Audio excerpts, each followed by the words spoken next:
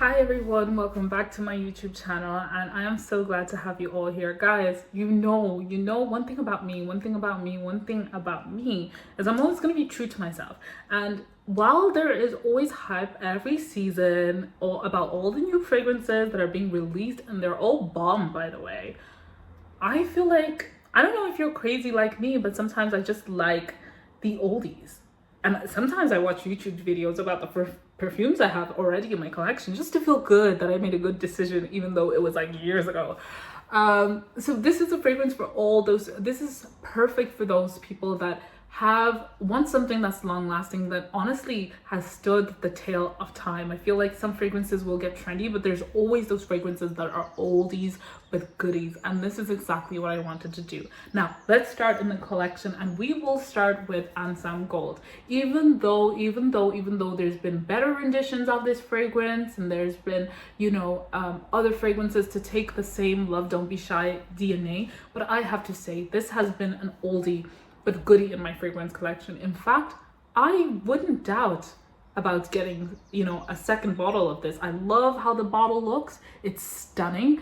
Every time I've worn this, I've gotten insane compliments. I don't know if I told you guys, but one time I was in an elevator when I was on a trip to Ibiza. I tried this out, I wore it. I was in an elevator. Why did this man stop me in the elevator, both of them, and said, "What the fuck are you wearing?" That's all the receipts I needed for this. But even more, I actually really enjoy wearing this fragrance until I find a better DNA that is better blended and lasts even longer and more beast mode than this. This is not beast mode, by the way. This is like 6 to 8 hours. Now probably more 8 hours than it used to be, but this is, and it projects quite well for those 6 hours.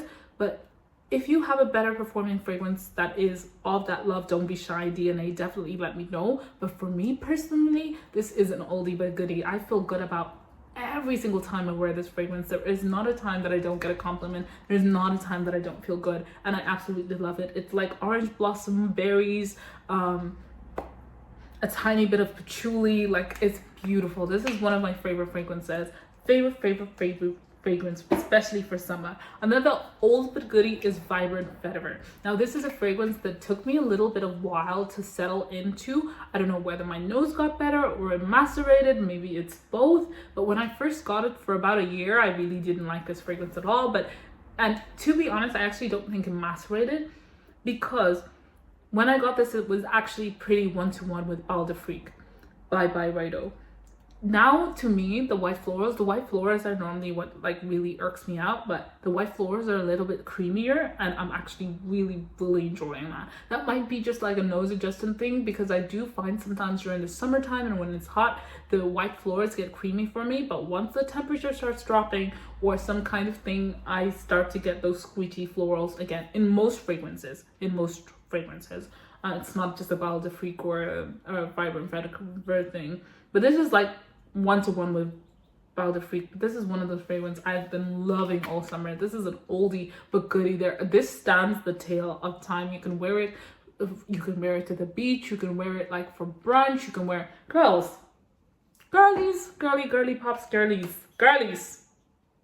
pops. Let's do that. Okay, next thing, Amber Old Gold.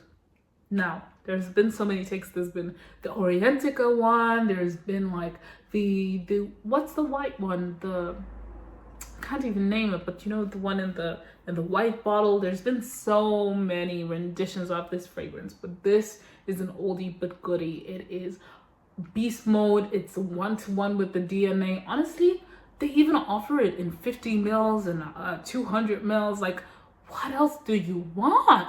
Like, this is something I don't think I could ever not have in my collection. Everybody knows this DNA. Everybody has worn it before. It's almost like the Baccarat Rouge kind of fragrance, but like, it's an oldie but goodie. You can't go wrong with it. And to be honest, if you want to die on the hill of other people saying that, oh, I've smelled that too much and you can't wear your fragrance, that's on you, because life is short and you better enjoy your life and enjoy the things that you love. Next fragrance is Nebraas. This is another take on Billie Eilish's perfume, and I haven't really worn that fragrance at all, but this is a fragrance I absolutely love.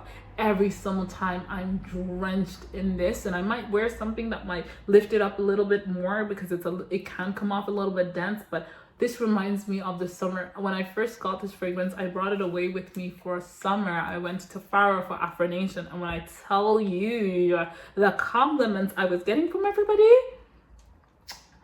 I was gonna say I didn't deserve them, but they were very well deserved. Like, oh my god, this is a beautiful fragrance. It reminds me of being at a rooftop somewhere sunny with the party music playing. This is beautiful. This is honestly the kind of fragrance that I really feel like smells like a black girl during the summer. Like, it just smells like you're smelling someone who's melanated with a little bit of cocoa butter and a little bit of like vanilla. I don't know, it just gives me that vibe altogether. It's like, to me, it smells very much like a brown melanated fragrance. I don't know how to explain that at all, and don't expect me to explain it, but that's what it feels like to me.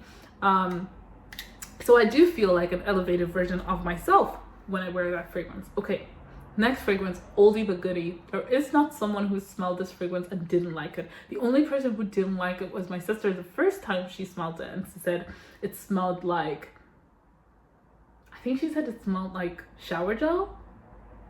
And okay, I hear that, but like, she loves it now. Like, her and this fragrance are like this. This is so good. Like, it smells like Creed Aventus for her. And this fragrance, everybody has talked about it for years.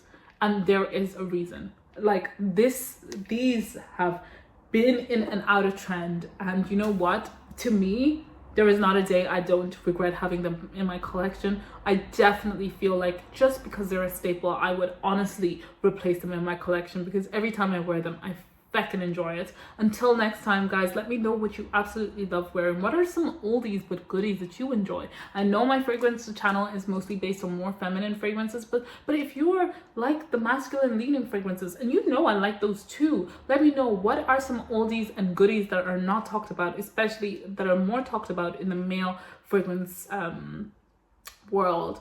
I hate saying male, that's so like in the men's fragrance world, I think that's better. Yeah, let me know what you like.